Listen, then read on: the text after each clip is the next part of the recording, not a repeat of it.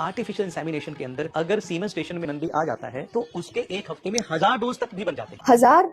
हजार सीमेन डोजेस, वो भी एक हफ्ते में। तो आप अंदाजा लगा लीजिए कि 10 साल के अंतराल में उस नंदी से कितने हजार सीमेन डोजेस बन जाएंगे। कितने गर्व से बोल रहे हैं ना ये बाबा जी, ऐसे बोल रहे हैं जैसे कि कोई महान काम कर लिया हो। लेट्स ब्रेक दिस डाउन कि वो कर क्या रहे हैं। ओके, कामली, बट सच तो बोलना ही पड़ेगा। कोई भी जानवर सीमेन स्टेशन में आता नहीं है, वो लाया जाता है जबरदस्ती, टाइड अप, हेल्पलेस, रिस्ट्रिक्टेड। तो आप सोच ही सकते हैं कि कितनी बार उस मासूम जानवर को इन लोगों ने मास्टरबेट किया होगा, और वो भी फोर्सिबली अपने हाथों से, या फिर एक डमी काऊ को रख के उसको अराउज करवाते हैं और उसके बाद उसका सीमेन एक्सट्रैक्ट करते हैं और फिर अपने आप को गौ रक्षक बोलते हैं। ये लोग एक्चुअली गौ रक्षक नहीं, बुल के रेपिस्ट बन चुके हैं। और ये बात यही नहीं रुकती, उस सीमेन को इंजेक्ट किया जाता है जबरदस्ती एक गाय या भैंस के शरीर में, एक औरत के शरीर में, विदाउट हर कंसेंट। उसका वजाइना, उसका एनस, दोनों को इन्वेड किया जाता है एक लंबी सी मेटल की रॉड से, बहुत ही लंबी सी। और जो इंसेमिनेट करता है उसका हाथ पूरा डाला जाता है उसके रेक्टम में। ये सब जब होता है तब गाय को बांध दिया जाता है कि वो हिल ना पाए। क्या इसको रेप नहीं कहलाएंगे? जब ह्यूमन फीमेल्स के साथ ये होता है तो सब चिल्लाते हैं, बट जब एनिमल्स के साथ होता है तब इसका नाम हम आर्टिफिशियल इंसेमिनेशन दे देते हैं। ये जो सीमेन स्टेशन है ये टॉर्चर चेंबर है, और आप उसको इतने गर्व से कहला रहे हो और फिर वीडियो भी बना रहे हो। तो इस टेक्निक की खूबसूरती ये है